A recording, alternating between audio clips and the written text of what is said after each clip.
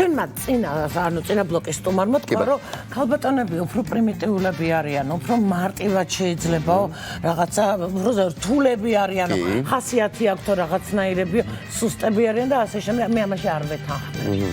ერთი ფაქტი სახეზეა აგერ. ვინ არის სუსტი? ეს ერთი, მეორე. ქალბატონები ძლიერები არიან ნამდვილად. კი ბატონო. ლამაზი ქალბატონი ჩემს კიდევ უფრო ძლიერია. თავდაჯერებულია. მაგრამ ხშირად ამბობენ, რომ ლამაზ ქალბატონს უმეტესობა არ აღიქვამს სერიოზულად. ნუ ლამაზია. მაგრამ 21 საუკუნეში დამეთანხმება ჩვენი მაყურებელის და შენ რომ არსებობენ ლამაზი, წარმატებული და ძლიერი ქალბატონები. სერიოზულებიც. ძალიან. და ქალები, რომლებიც ამ სტერეოტიპებს კი არ ამსხრევენ მხოლოდ, არამედ თავად ქმნიან გზას, რომელიც მისაბაძიც კი შეიძლება იყოს. ამიტომ თათა გიორგობიანია ჩვენი სტუმარი, ფსიქოლოგი, ულამაზესი, ძლიერი, ჭკვიანი, წარმატებული, სერიოზული, თავის საქმის პროფესიონალი და ქალბატონი რომელსაც სტერეოტიპი კი არ დაამსხვრია, ნამდვილად შექმნა. კი ბატონო. მგონია რომ ნატუკაც ასეთი არის და ამიტომ დავიწყოთ. შენ როგორც მამაკაცი ასევე. დიდი მადლობა ამისთვის. ყველა ამ კრიტერიუმს დიდი მადლობა ჩემოთაც. დიდი მადლობა მოწევს. თათა შენ უსმენდი თუ არა ჩვენს ასე ვთქვათ წინა სტუმარს, რომელიც იყო ჩვენთან სტუმრად და მოდი მაშინ თუ არ უსმენდი პირდაპირ კითხავ. მართალია თუ არა რომ ქალბატონების აი სილამაზე ხელს უშლის წარმატებაში, რომ იყვნენ ძლიერები. თუ პირიქით. შეგრობ რამდენი ადამიანიც არსებობს, იმდენი აზრი არის და მე ზოგადად არ მივესალმები ადამიანების გადაკეთებას და აი ყველა მისე იცხოვროს როგორც თავად მიაჩნია სწორად და შედეგებიც შესაბამისი ექნება და აქედან გამომდინარე მიხვდება სწორ გზაზე დგას თუ არ დგას. თუმცა თუ ჩავუღრმავდებით უფრო რას ანუ ფსიქოლოგიური კუთხით თუ განვიხილავთ, რა თქმა უნდა სიძლიერე ეს არის ხასიათის თვისება, რომელიც შეიძლება ჰქონდეს როგორც ქალბატონს, ასევე მამაკაცს და არ არის დამოკიდებული სქესზე. რაც შეეხება სილამაზეს, აი ეს ხშირად არის ხოლმე ხელისშემშლელი პირობა არის, ხელისშემშლელი. ძალიან ხშირად ობიექტივიზაცია, სექსიზმი, დისკრიმინაცია გარეგნობის გამო საკმაოდ ხშირია სამწუხაროდ და ლამაზ ქალბატონებს ხშირად უწევთ ორმაგი შრომაც კი იმისათვის, რომ საზოგადოებამ სერიოზულად აღიქვან ისინი და აღიქვას ეს ქალბატონები და ხშირად იმასთან ერთად რომ ძალიან ბევრი უპირატესობა აქვს გარეგნობას და რა თქმა უნდა მოდი აქვე ვაღიაროთ რომ ეს არის ძალა ანუ რომ პირველი შთაბეჭდილება ხალხის განწყობები საგრძნობლად სხვადასხვანაირია ასევე შეიძლება ქონდეს უარყოფითი მხარეები ზუსტად ის რომ რაღაც კონკრეტულ ჩარჩოებს უნდა აკმაყოფილებდეს ადამიანი რადგან საზოგადოება სწორედ აი ამ ჩარჩოებზე პასუხობს თუმცა დიდი იმედი მაქვს რომ თანდათანობით უფრო და უფრო მეტი ქალი ამსხრევს ამ სტერეოტიპს და საზოგადოებაც შეიცვლის აზრს ამ ყველაფერთან დაკავშირებით. თათა, შენ ამსხრევ ამ სტერეოტიპებს და არაერთხელ ვახსენე ჩვენ ეს და მე მაინტერესებს შენთვის როგორც ფსიქოლოგისთვის მარტივი იყო თავის დამკვიდრება, აი როგორც ფსიქოლოგი. ჩვენ ვიცით თათა უნიჭერესი მომღერალი, ხო? და უნიჭერესი წამყვანი და ძალიან მოგვიყვარს და პატივს და მართლა პროფესიონალურ დონეზე დებს შენს საქმიანობას მიხარისხში რა ხარისხის მაყურებელს მოსწონს. მაგრამ აი როგორც ფსიქოლოგი, როგორ დაიმკვიდრეთ საკუთარი თავი? სხვათა შორის აი ჩემ პაციენტებსაც უთქვამთ ხშირად რომ არ ველოდი, ვაუ. და თან კომპლიმენტია, მაგრამ თან სადაც ვფიქრობ, რომ რატო არ ველოდი. ხო, ანუ რეალურად თითქოს უფასურდება მთელი ის წლები, რაც სწავლა-განათლებას დაუთმე და რაღაცნაირად ეს სიტყვები იმედგამაცრუებელიც კი სადღაც, მაგრამ თანდათანობით მე მგონი უკვე აღარავის აღარ უკვირს რომ ადამიანს შეიძლება ჰქონდეს ორი პროფესია, სამი პროფესია, ჰობი და ამისადმი იყოს თავდადებული. ზოგადად წარმატება ძალიან ისეთი ცნებაა. მე ვფიქრობ რომ გარკვეულ ხარისხში ვარ წარმატებული, თუმცა არ ვფიქრობ რომ ეს არის პიკი და მე მივაღწიე იმ ჩემ მაქსიმუმს. ვფიქრობ რომ წარმატება განისაზღვრება ადამიანის ღირებულებებით უპირველეს ყოვლისა, აი მაგალითად ვიღაც ფიქრობს რომ თუ კი ზის ძვირად ღირებულ მანქანაზე და რაღაც ბოლო მოდელის ტელეფონი უჭირავს და აწვია ბრენდი, ის მაგარი ხო, წარმატებული. ასე ვთქვათ ტიპია. ზოგს გონია რომ უფრო სულიერი ღირებულებები თუ ემსახურება უფალს, ამ შემთხვევაში ეს არის მისი წარმატება, ეს არის მისი ვექტორი, ასე ვთქვათ. ზოგი ფიქრობს, რომ აი მთელ ცხოვრებას სწავლა-განათლებას უთმობენ და მერე თვით პრეზენტაციის ნაწილი ავიწყდებათ ხოლმე, რომ ეს ცოდნა პრაქტიკაში სადღაც გამოიყენო, სადღაც შენი თავიც წარმოაჩენო. ანუ გააჩნია, ძალიან არის დამოკიდებული ადამიანის ღირებულებებზე. ჩემთვის პირადად და არა მხოლოდ ჩემთვის უამრავი ფსიქოლოგი არის ამ მოსაზრების მხარდამჭერი და მათ შორის აბრაამ მასლოუ, რომელმაც ადამიანის მოთხოვნილებათა პირამიდა შეგვიქმნა, აი იმ პირამიდის სათავეში ასახელებს თვითაქტუალიზაციას და ტრანსცენდენტულობას, ანუ რას ნიშნავს, რომ ადამიანი ემსახურებოდეს რაღაცას იმაზე მეტს, ვიდრე ეს არის მისი ეგო და გამოადგეს საზოგადოებას. ჩემთვისაც სწორედ ეს არის, რომ მე რა თქმა უნდა ვიყო ბედნიერი და ასევე რაღაც სარგებელი მოუტანო საზოგადოებას. აი შენმა სილამაზე რაღაცა ოცარმა ვიზუალმა თუ შეგეშალა რამეში ხელი როდესმე.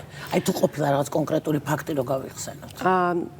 ყოფილა ასეთი წეღან აღნიშნე რომ აქვს ნეგატიური მხარეც სილამაზეს უპირველეს ყოვლისა იყო პირველად ვამბობ ამას კამერების წინაშე იყო ბევრი ძალადობა. ანუ ზოგადად ფსიქოლოგიური ძალადობას არა მხოლოდ იყო ფიზიკური შეხებებიც კი, რომელიც ადრე განსაკუთრებით ძველ დროში, აი თუნდაც საზოგადოებრივ ტრანსპორტში და ასე შემდეგ.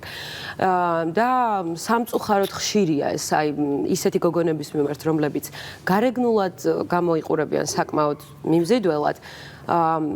ხშირად ხედავენ მამაკაცების ყველაზე ბინძურ და ბნელ მხარეს. და შესაბამისად ხშირია ისე რომ აი ამ ქალბატონებს ეცვლებათ შემდეგ წარმოდგენა ზოგადად კაცების მიმართ, იმიტომ რომ როდესაც ხედავ ანგელოზივით ცოლშვილს ტოვებს და დაბრმავებული გამორბის და ანუ აბსოლუტურად მისი ღირებულებები ნულდება. სამწუხაროდ, აი ძალიან მტკივნეული დასანახია ეს. და ხშირად მე ესეთი გოგონები მე ეს არ დამარცხნია, მაგრამ ხშირად ესეთი გოგონები შემდეგ კაცების მიმართაც სტერეოტიპულ დამოკიდებულებას იღებენ, რომ ყველა კაცი ერთნაირია და ტრავმა გრძელდება და მიდის უკვე ერთმანეთის გამოყენება.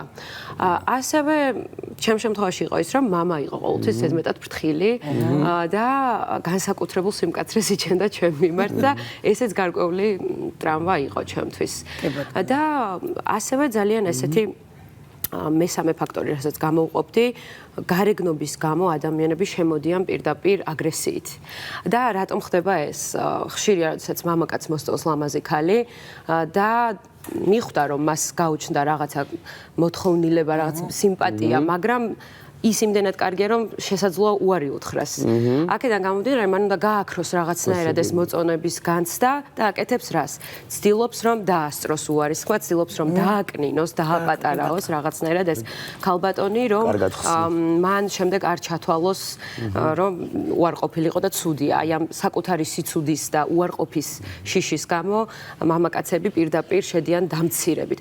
თუმცა არის რომ პირიქით აღიარებენ და ღმერთო ჩემო ულამაზესი ხარ, ქალღმერთი ხარ და ასე შემდეგ, მაგრამ ხშირია ესეც რომ პირდაპირ ნეგატივით შემოდიან და ძალიან ისეთი სტერეოტიპული და შენ ალბათ თავში გაქვს ავარდნილი და რაღაც სამწუხაროდ ეს ლამაზ გოგონებს ეს მათი ცხოვრება და ყოველდღიურად მოდი ვთქვათ აი ესეთ რაღაც აი ბულინგი, იმიტომ რომ ლამაზ გოგოებს სადღაც თუნდაც სერიოზულ შემდგარს რაღაცნაირად ჯერ ესეთი არასერიოზულად უყურებენ, მე აუცილებლად უარყოფითი კომენტარი იწერება და მიდის ხოლმე რაღაცა ესეთი ისა იმენახე ესეთ აი ხოხთა ის არის ბულინგი. რა თქმა უნდა.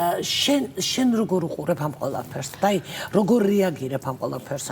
ძალიან მტკივნეული რეაქციები მქონდა ხოლმე ადრე და ძალიან განვიცდიდი, იმიტომ რომ პირველეს ყოვლისა ის მწყინდა, რომ ადამიანები ვერ ხედავდნენ ჩემს ნამდვილ სახეს, თუ როგორ რამხელა სიყვარულით ვაკეთებდი მე ყველა იმ საქმეს, რასაც ვაკეთებდი და რეალურად ხალხისთვის იყო ეს და როდესაც იქედან მოდის პირიქით ნეგატიური განწყობა, მე ვფიქრობ, რომ სხვისი წარმატება პირიქით გზამკვლევი არის ადამიანისთვის, ერთგვარი მაგალითია. თუმცა მოვიდა შემდეგ გარკვეულ ეტაპზე გაცნობიერება, რომ როდესაც ადამიანი გებრძვის, ეს არის რეალურად მისი სისუსტის გამო. ანუ ბულინგი ყოველთვის მოდის იმ ადამიანების უბედურებიდან, მათი დაუკმაყოფილებლობიდან, მათი არ შემდგარობიდან და რეალურად აი ზუსტად იგივე პრინციპია, როდესაც ცდილობენ რომ შენ დაგწიონ, რადგან თავად ვერ ანვითარებენ საკუთარ თავს და ცდილობენ ამით დაამტკიცონ, რომ თავადაც რაღაც ღირებულება აქვთ. კი ბატონო. იცი რა მაინტერესებს და აი თუ არსებობს ფსიქოლოგიაში ოქროს წესი რომლითაც გაუმკლავდებით იგივე ბულინგს და ეს არ დარჩება ჩვენში როგორც ტრამვა და თუ კი ტრამვად რჩება, რა სირთულის გავლა მიწევს, რომ ეს ტრამვა დავძლიო? ну უპირველეს ყოვლისა აუცილებლად უნდა თქვა რომ გვიცავს კანონი სამართალი და არ უნდა შეგვეშინდეს რომ მივმართოთ სამართალდამცავ ორგანოებს მით უმეტეს ქალების შემთხვევაში კიდევ უფრო გამკაცრდა ახლა კანონი და ძალიან ხშირია რომ ხო ეს შანტაჟის გამო მოზარდებს ხშირია რომ უგზავნიან რაღაც ფოტოებს თვითონ და შემდეგ აიძრწიან და ამის გამო კიდევ უფრო დიდ შეცდომებს უშვებენ მინდა რომ მათ ვუთხრა რომ არ შეგეშინდეთ მიმართოთ სამართალდამცავ ორგანოებს სახელმწიფო გიდგანთ თქვენ გარდა ამისა, ახლობელი ადამიანები, რომლებიც არიან, რა თქმა უნდა, პირველი დახმარების წყარო. მშობლები, მეგობრები, ყველა ის ადამიანი, ვინც შეიძლება რაღაც მხრივ უცებ შეგეშინდეს, რომ რამდენად გამიგებენ, მაგრამ საბოლოო ჯამში მაინც რა თქმა უნდა, რომ ახლობელი ადამიანი გიდგება გვერდში.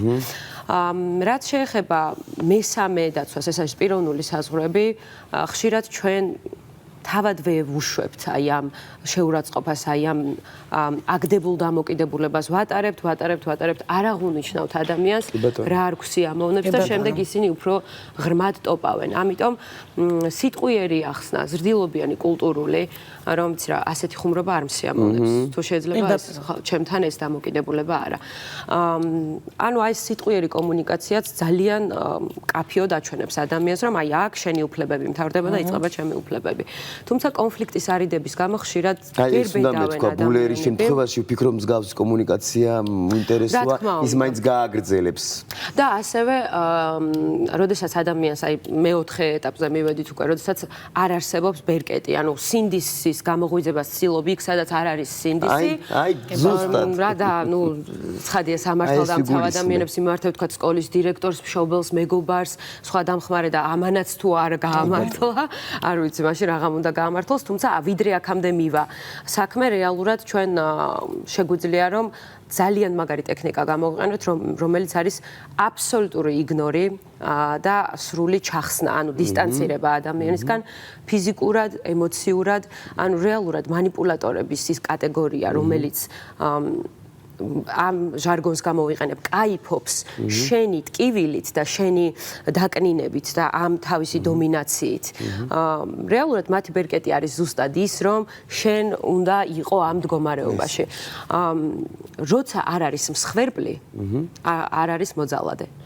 როდესაც შენ აღარ აძლევ ხელჩასაჭიც და აღარ იჩაგრები. მარტივია არ იყო მსხვერპლი ბოდიში თათა. რა თქმა უნდა არ არის მარტივი. ამას სჭირდება საკუთარ თავზე სერიოზული მუშაობა. რჩევა არის ის, რომ შინაგანი ბირთვი უნდა გქონდეს ძალიან ძლიერი. ჩვენ არ უნდა ვიყოთ გარეგან ვალიდაციაზე დამოკიდებული. ანუ ის, რომ ვიღაცა ტაშს მიკრავს და მე ამის გამო ვგრძნობ თავს კარგად, როდესაც აღარ დამიკრავს, მე რა ხდება? არ ვარ ლამაზი, არ ვარ კარგი, არ ვარ ღირებული, არ ვიმსახურებ კარგ ცხოვრებას? არა. როდესაც შიგნიდან ჯერა მე, ანუ შინაგანი ვალიდაცია მაქვს გაღვიძებული და მე ვიცი, რომ ვარ კარგი ადამიანი, მე ჩემი სინდისის წინაშე, ღმერთის წინაშე ვარ სუფთა, ამ შემთხვევაში და ვაკეთებ ყველაფერს იმას, რაც ჩემს შესაძლებლობებშია და ვითარდები ჩემ გზას ვადგავარ. ამ შემთხვევაში ის უკვე გარედან ვინ რას მეტყვის, ნაკლები მნიშვნელობის არის და მე ვხვდები, რომ მისი ეს აგრესიის გამოხატულება რეალურად მეტყველებს მასზე, მის დეფიციტებზე მეტყველებს და არა იმაზე, რომ მე ვარ ცუდი. ანუ მათ კომპლექსებზე, ხო, იმიტომ რომ საერთოდ ამბობენ, რომ ლამაზი ქალბატონების მამაკაცებს ეშინიათ, ცდილობენ რომ რაღაცნაირად ესე თაშენ ახსენე კიდე. ეს რა ფენომენია, აქ ფსიქოლოგიური ტრამვა არის თუ ქვეცნობიერში ბავშვები და რამე კომპლექსი მოყვება? აი ტრამვაზეც მინდა აღვნიშნო, რომ უტრამო ადამიანი არ არსებობს და ზოგადად და ძირითადად ბავშვობის ტრამვებია. ხო, აი ზუსტად რომლებიც შემდეგ გადადის ურთიერთობებში ვლინდენ. აი მამასაც აქვს ხომ ნიშნობა რა პერიოდში აქვს მიღებული ტრამვა, ხო? კი, და რა ხარისხის ტრამვა, ანუ ზოგადად ვამბობთ ხოლმე, რომ იდეალური მშობელი არ არსებობს. თუმცა შეუძლია მშობელს, რომ შეამციროს აი ამ ტრამვების ხარისხი და ნაკლებად დააზიანოს ბავშვი. თუმცა გარკვეული სახით ტრამვები, აი სუბუქი, რა თქმა უნდა, რასაც ვეძახით ეუსტრეს, ეს საჭიროც კი არის, იმიტომ რომ ადამიანი ვერ განვითარდება სხვანაირად თუ სულ კომფორტის ზონაში იქნება და უირა ლამაზე ხარ რა კარგი ხარ მე აღარ ვთვლი რომ ხელის განძრევა არის საჭირო და დავჯდები და ვიქნები ბედნიერი მაგრამ რეალურად მიღწევაც ადამიანის შინაგანი მოთხოვნილებაა და მე ამისი უნარი ზუსტად უნდა მომცეს გარკვეული დაბრკოლებების გადალახვა საკუთარი თავის რწმენამ და როდესაც მე ეტაპობრივად ვითარდები და უფრო დიდ ტრამვებს სტრესებს ვიღებ რეალურად სტრესი როდესაც არის სწორად ნამართი ყველაზე დიდ ძალას ქმნის ადამიანს. მიღწევაც მაშინ აქვს ადამიანს. რაც შეეხება მამაკაცებს, ну აი რაც აღნიშნე ეს არის, რომ ალბათ ზუსტად საკუთარი უარყოფის შიშია და ხშირად ურთიერთობები, რომელიც არის ტოქსიკური და ეს ძალიან გავრცელებულია. თითქოს ხარ ადამიანთან ბედნიერი, თითქოს ყველაფერი კარგად არის ერთი შეხედვით, მაგრამ პარტნიორი მამაკაცი ყოველთვის რაღაცა ესე წვეთად იძლევა ინფორმაციას, რომ არც ეგეთი მაგარი ქალი არ ხარ რა, აი ნელ-ნელა გაკნინებს. ძალიან. იმიტომ რომ ეს არის ზუსტად იმის შეში, რომ არ დაკარგოს მან ქალი. თათა, ძალიან დიდი მადლობა. ისე სიამოვნებით გისმინე მართლა იქ უწფელად. კიდე გვინდა რომ იყო, მაგრამ ეს მას არ ნიშნავს, ძალიან ეს მას ნიშნავს, კიდე არაერთხელ ჩვენთან მოხდა. დიდი სიამოვნებით, მადლობა თქვენ და მაყურებელს. დიდი მადლობა სტუმრობისთვის. ჩვენ ახლა წავალთ ძალიან პატარა რეკლამაზე და მალე დაგიბრუნდებით.